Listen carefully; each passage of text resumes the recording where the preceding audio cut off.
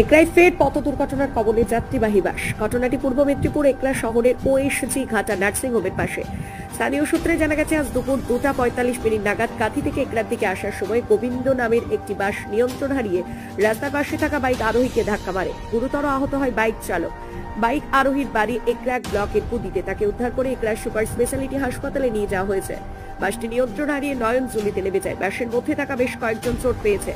ঘটনার খবর পেয়ে এলাকার মানুষ এসে ভিড় জমায়। ঘটনার খবর পেয়ে একরা থানার পুলিশ ঘটনাস্থলে এসে পরিস্থিতি নিয়ন্ত্রণ করে। এই ঘটনা এলাকায় ব্যাপক চাঞ্চল্য ছড়িয়েছে।